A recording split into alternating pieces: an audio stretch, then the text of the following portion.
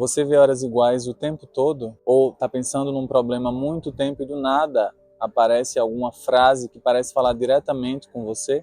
Ou você está pensando numa música e do nada uma pessoa começa a cantar? Já te aconteceu isso, né? O vídeo de hoje é sobre sincronicidades. Chamadas também de coincidências significativas, esses fenômenos acontecem com a gente durante toda a nossa vida. Hoje eu vou explicar de onde vem esse termo, vou dar também a minha visão sobre o porquê acontecem, com exemplos, claro, e vou te explicar como isso me ajuda e pode te ajudar também a entender melhor sobre a sua caminhada nesse mundão.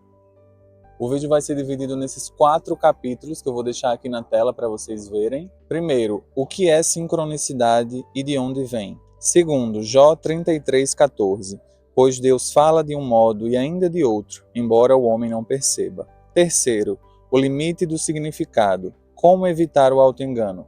E quarto, o propósito dos sinais, como usar a sincronicidade com sabedoria. Prazer, eu sou o Américo, seja bem-vindo a mais um vídeo.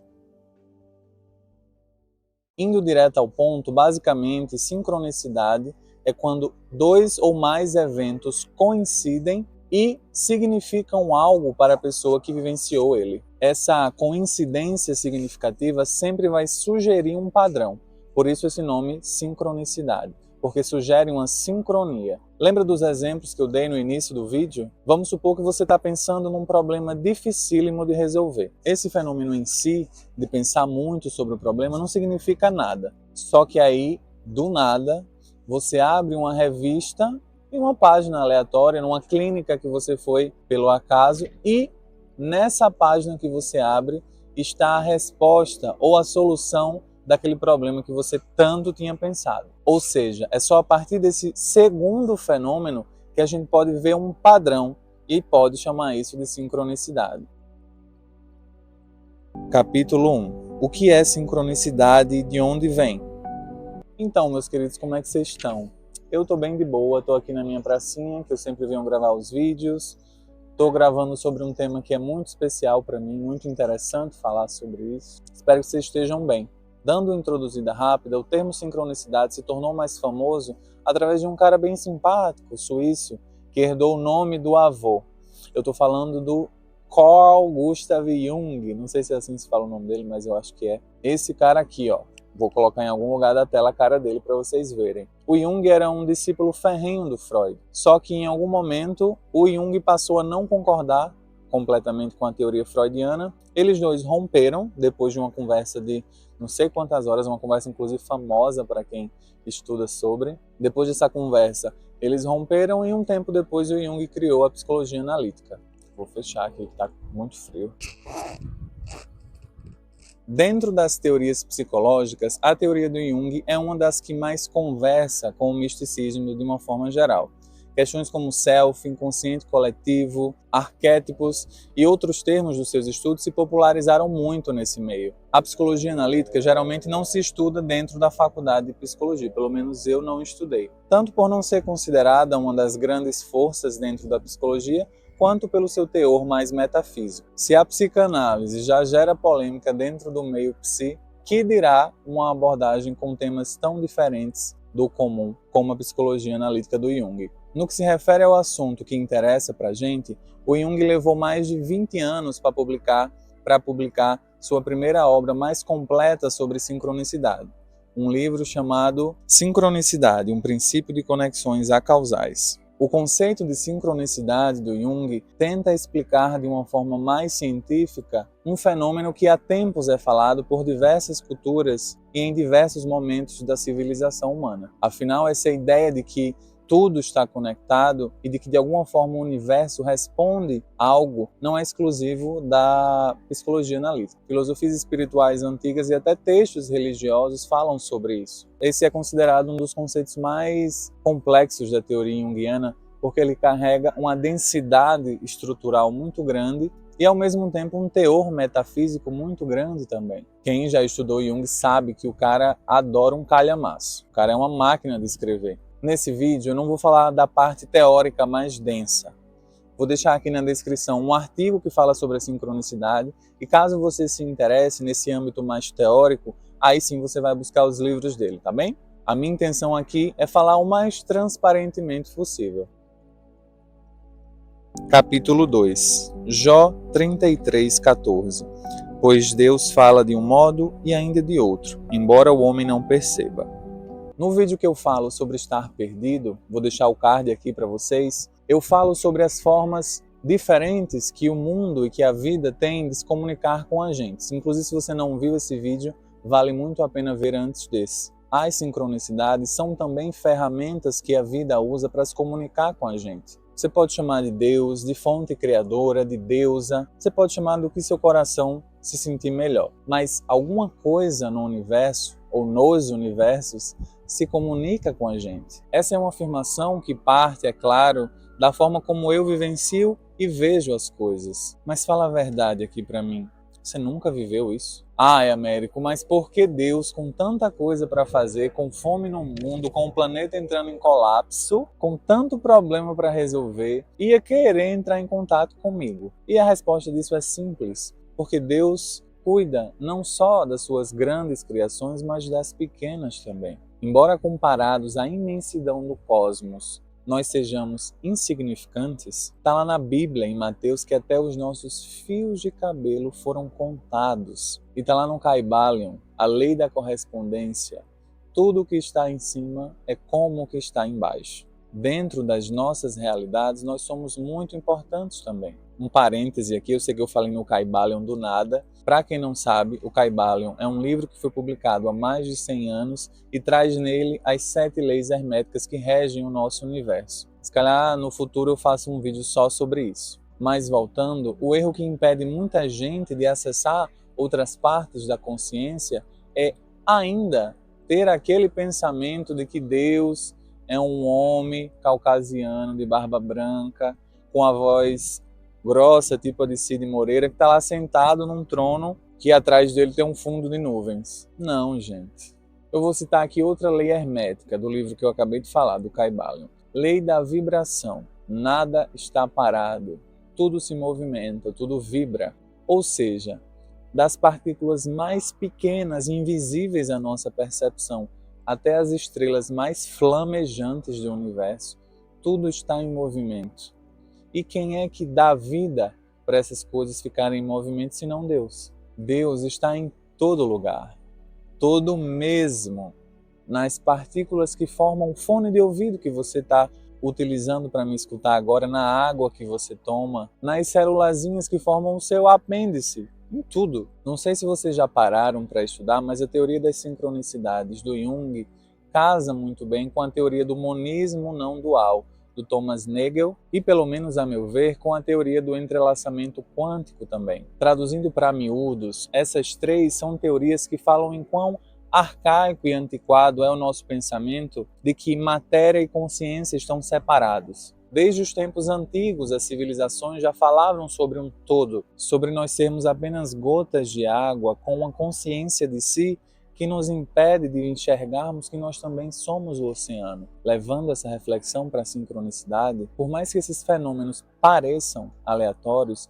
eles fazem parte de uma teia muito maior do que a nossa concepção, do que a nossa percepção, na verdade, é capaz de captar. Você não achou a resolução do seu problema em uma revista por coincidência. Há nesse fenômeno uma lógica que faz parte da natureza também. Só que é uma lógica tão complexa de ser estudada através das vias normais que nós temos hoje em dia, que a nossa cabeça nem se dá o trabalho de pensar sobre isso. Mas não é porque um fenômeno é raro e quase inexplicável à nossa maneira de perceber a realidade que ele não é válido ou que não aparece sob leis específicas. Depois que eu fiz a minha cirurgia e fui para casa, eu fiquei durante meses esperando uma vaga aparecer para eu iniciar a fisioterapia. Até que um belo dia, na verdade uma noite, uma amiga que morava comigo me perguntou se eu queria ir, se eu tinha coragem, para ir até um mercadinho que era próximo de casa. E aí eu fui. Eu tô rindo porque é engraçado pensar em quão complicado foi esse dia, porque era o primeiro dia que eu ia andar tanto, ou tentar andar tanto, mesmo que de muletas, depois da minha cirurgia, depois de ter ficado meses sem andar. E aí lá fomos nós no mercado, demorou 2 horas esse trajeto, porque eu ia muito devagar, ia com muita dor, E aí na volta, eu já estava morto de cansado, eu lembro da gente ter passado por uma clínica aqui perto de casa. E a gente parou e ficou olhando para a clínica, admirando. E eu falei assim, caramba, imagina se a fisioterapia fosse aqui. Como seria bom, eu poderia tentar vir a pé, porque era tipo 600, 500 metros de casa. Seria muito bom que fosse aqui. Isso eu esperando ainda a vaga na fisioterapia. E aí a gente passou por lá, parei lá para descansar um pouco, refletimos sobre isso, pensamos sobre isso, como seria massa se lá fosse a clínica em que eu fosse fazer fisioterapia. E aí no outro dia, como vocês já devem estar esperando o que eu vou falar, eu fui chamado para fazer a fisioterapia lá. No outro dia. Não foi assim meses depois, foi no outro dia. E até hoje eu faço a fisioterapia nessa danada dessa clínica. Se eu só tivesse ido e voltado e no dia seguinte não tivesse acontecido nada, ou se eu não tivesse ido e no dia seguinte tivessem me ligado, essa que para mim foi uma sincronicidade não teria como existir. Seria apenas uma notícia boa. Mas como aconteceu e foi tão significativo, né, devido à ocorrência dos eventos, o significado se impôs para mim, aquilo de alguma forma fez com que eu me sentisse melhor, mais disposto, mais agradecido a Deus. Vendo por uma perspectiva científica mais fria, não tem nenhum motivo para eu relacionar essas duas coisas. Elas seriam mera coincidência, mera casualidade. Mas em uma abordagem mais quântica, ou seja, em uma perspectiva em que eu considere um plano de existência mais intangível à nossa percepção, é tranquilamente possível fazer essa correspondência. Quando eu falo quântico aqui, não precisa sentir alergia. Não estou falando quântico aqui no sentido da física quântica. Eu estou pegando emprestado a palavra para me referir a um mundo de conexões tão pequenas que se tornam invisíveis para nós. Quando eu olho para minha mão, eu consigo distinguir a palma da minha mão, meus 5 dedos, minhas unhas, meu anel. Isso é o que a minha mente é capaz de processar. Mas se eu pudesse ver a mesma mão em nível atômico, aumentado não sei quantas bilhões de vezes, eu veria que tudo que eu vejo como sólido e contínuo, na verdade, é um grande emaranhado de partículas bem pequenininhas, invisíveis a olho nu. Ou seja, existe sim um mundo sutil que a gente é incapaz de perceber. É um fato. E é nessa constatação que a sincronicidade me ajuda, como eu falei no início do vídeo. Ela tem a função de indicar algo, como se fosse um texto com negrito, onde a palavra escrita é o fenômeno 1 e o negrito o fenômeno 2. É quase impossível negar ou ignorar que ali existe uma ênfase, alguma coisa que foi destacada. Mas para que a gente chegue nesse nível de entendimento, é necessário antes que a gente estabeleça uma relação com a vida de troca. A forma como a gente olha a vida não pode ser uma forma estática, sabe? Gente, que frio é esse? Que frio é esse universo? Tava um sol danado hoje, Ave Maria. Mas vamos lá, voltando. Você aí precisa ver a vida como algo a ser interpretado, como um idioma, como algo que é vivo. Estou dizendo que você precisa, não é para você, não estou dando uma ordem, mas estou lhe explicando que a gente precisa se abrir mais para outras maneiras de interpretar a nossa realidade, sem ser aquela usual, somente dos nossos sentidos, somente do que a gente toca. Acabei de falar para você sobre um mundo que realmente existe, mas que a gente não vê, que a gente só fica travado ali até o ponto aonde a nossa percepção vai. Isso aqui são 5 dedos, eu estou sentado aqui, isso aqui é o meu casaco, e existe todo um mundo atômico, até menor que atômico, que a gente não está percebendo. É isso que eu falo a respeito de expandir a consciência.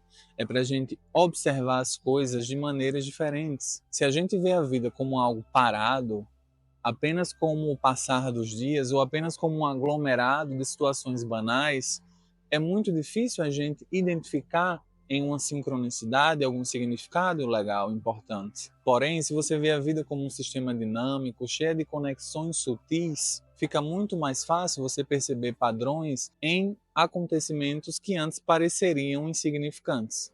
É desse jeito que a gente para de enxergar as coisas como simples coincidências e começa a observar elas como insights, como indicações, como respostas para as nossas questões. Ou seja, a forma como você lê a vida é o que define o que você consegue captar dela. Vou escrever aqui na tela. A forma como você olha para a vida é o que define o que você vai captar dela. Esse conselho serve tanto para coisas boas quanto para coisas ruins também. Entretanto, nessa caminhada de entendimento, muita gente também cai no extremo de acreditar que toda hora a vida está querendo dizer alguma coisa para ela. Existem muitos tipos de personalidade que têm um comportamento de paranoia que acabam ligando a esse tipo de conhecimento e entrando em um sistema constante de auto-engano. E isso nos leva ao nosso próximo ponto. Capítulo 3. O limite do significado. Como evitar o auto-engano? A busca por significado é uma das características mais profundas da mente humana. A gente procura padrões em nuvens, dá nome às estrelas, interpreta comportamentos como se significassem algo muito transcendental, mas quando essa tendência se encontra com a sincronicidade, a gente encontra também uma pergunta bem delicada. Até que ponto um evento tem um significado real ou somos só nós projetando o que a gente já estava querendo ver? Quem assistiu o meu vídeo sobre a raiva, vai aparecer em algum lugar aqui da tela, sabe dos perigos que existem nesses extremos. A mesma regra se aplica se a nossa mente ficar toda hora querendo saber o que a vida quer dizer, o que significa isso, o que significa aquilo. Olhou para o céu, os pássaros passaram nessa direção, quer dizer uma coisa. Aquela pessoa olhou para mim e virou, quer dizer outra. Eu espirrei e estava pensando não sei o que, quer dizer não sei o que. Às vezes uma hora repetida é só uma hora repetida e tá tudo bem. Se você é assim ou conhece alguém que é assim, preste atenção nesse vídeo, porque esses comportamentos precisam de um ajustezinho. Primeiro você precisa entender que o seu cérebro é uma máquina de reconhecer padrões. Isso meio que ajuda a gente a sobreviver. Essa história de perceber conexões entre causas e efeitos é meio que essencial. Mas essa mesmíssima habilidade pode nos levar ao erro. Até o Jung sabia que a sincronicidade não é um passe livre para a gente decifrar mensagens do universo a todo momento. Quando nós estamos emocionalmente fragilizados ou muito ansiosos, nós tendemos a superinterpretar os sinais. Um número repetido, a música toca no momento certo, um encontro inesperado, tudo pode parecer uma confirmação de algo que nós já queríamos acreditar. Mas será que esses eventos realmente carregam um significado especial ou estamos apenas nos enganando? Um dos maiores obstáculos para interpretar a sincronicidade com discernimento é uma coisa chamada viés de confirmação. Ela faz com que a nossa mente filtre informações de acordo com aquilo que a gente já queria acreditar. Se alguém está convencido de que deve mudar de cidade, qualquer sinal, uma conversa, um comercial aleatório sobre mudanças, qualquer sinal pode fazer com que ela acredite que aquilo se trata de um sinal que confirma o que na verdade ela já estava querendo. Ou seja, não se tratava de um direcionamento do universo, mas de algo que já estava ali trabalhando no coração daquela pessoa. Aí você me pergunta, como é que eu distingo, Américo, um sinal real de um reflexo da minha mente? Para evitar o auto-engano, algumas perguntas podem ajudar. Se você for um paranoico incurável, provavelmente você não vai querer fazer esse exame reflexivo. Mas eu estou falando aqui para as pessoas que querem realmente ter um discernimento maior a respeito das sincronicidades e dos significados que elas interpretam. Então preste atenção nessas 5 perguntas. Primeiro, o evento realmente tem um significado além do que eu quero que ele tenha? Segundo, se outra pessoa tivesse essa coincidência, ela enxergaria o mesmo sentido ou essa interpretação só faz sentido para mim? Terceiro, esse sinal está me levando a uma reflexão mais profunda ou está apenas reforçando um desejo que já existe em mim? Quarto, o contexto importa? Se um sinal só parece fazer sentido quando isolado do contexto maior da sua vida, é possível que seja apenas uma coincidência sem real valor simbólico. E 5.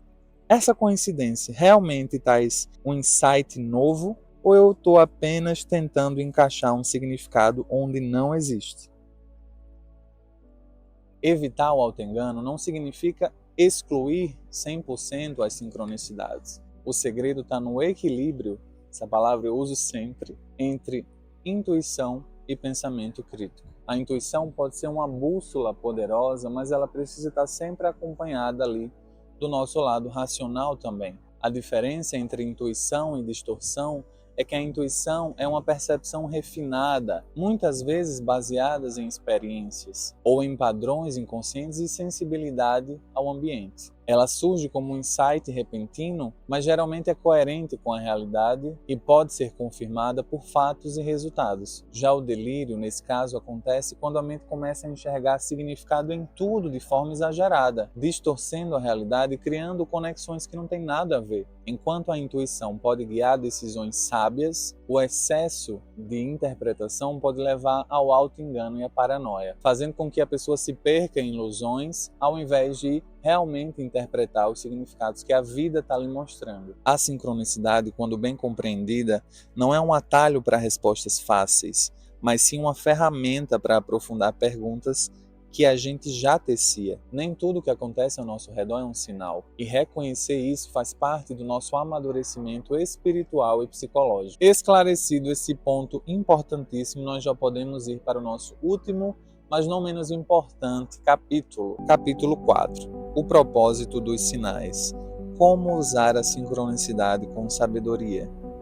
A sincronicidade pode ser uma bússola poderosa, mas como qualquer bússola, ela só presta para a gente se a gente souber interpretar ela. O problema é que muita gente usa esses sinais para fugir da responsabilidade, esperando sempre que o universo, que Deus resolva tudo. Mas será que é assim mesmo que funciona? Será que Deus quer que eu espere Ele mandar sinais para resolver todos os problemas da minha vida? Claro que não, gente. Isso é justamente o significado oposto de amadurecimento. A sincronicidade não é um atalho, ela é um convite. Os sinais aparecem não para decidir por você, mas para lhe chamar para refletir sobre alguma coisa ali na sua vida. Eles não dizem o que fazer, eles apenas apontam para algo que já estava ali em movimento dentro de você. Se um número, uma palavra ou um evento tem um significado especial, você não precisa procurar sentido.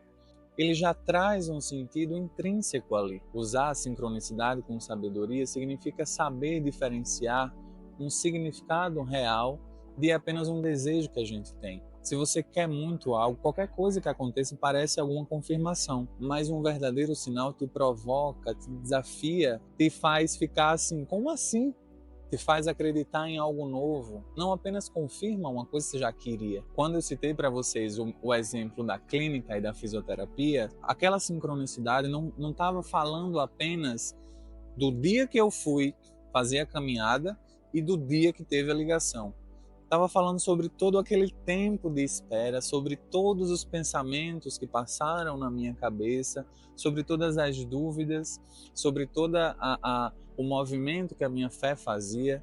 Não é apenas aquilo que acontece, é o que está por trás e principalmente o que está por dentro da gente também. E como nós já falamos anteriormente aqui, experimentar isso não exclui a razão. O ideal é manter um pé na intuição e um pé na lógica. Se um sinal parece importante, faça aquelas perguntas que eu deixei no capítulo anterior. No final, a vida não vai te entregar respostas prontas. Os sinais servem para ampliar a sua percepção, mas são suas escolhas e suas ações que definem o rumo da sua vida. Como no exemplo do texto em negrito que eu falei. Eu não posso simplesmente ler o trecho que está destacado. Se eu não ler o restante do texto, eu não vou entender nada. Com a nossa vida é igual. Quem fica esperando confirmações externas para tudo, acaba ficando paralisado. Quem entende os sinais como pistas e não como apenas respostas, acaba caminhando com mais clareza, percebe? E é isso que eu quero que fique com você desse vídeo. Use a sincronicidade com sabedoria, como um farol, não como um mapa, afinal a jornada ainda é sua para trilhar. Os sinais são como setas na estrada, eles apontam direções, mas ninguém vai dirigir o carro por você. E é isso, minha gente, eu adorei fazer esse vídeo, espero que vocês tenham gostado também. Estou aqui morrendo de frio e o clima daqui muda toda hora. Hoje está um sol danado e agora já está um frio danado. Se esse vídeo fez sentido para você e você acha que alguém pode se beneficiar com esses conhecimentos, compartilha o vídeo. Se não é inscrito ou inscrita por aqui, por favor, se inscreva, deixa o like e comenta aqui, pelo amor de Deus, alguma sincronicidade que você já viveu na sua vida. Eu vou adorar ler. Para quem tem interesse também em apoiar o canal, o Apoia-se vai estar aqui na descrição do vídeo também. Antes de você ir embora, eu vou deixar aqui na tela um vídeo que é um complemento perfeito para esse. Esse vídeo que eu falei para vocês sobre se sentir perdido, eu vou deixar aqui. Não sai desse vídeo, é só clicar nele e já vai assistir, tá bem? O Américo fica por aqui, mas é VaptVupt. Boas escolhas a todos e foi fenomenal estar com vocês.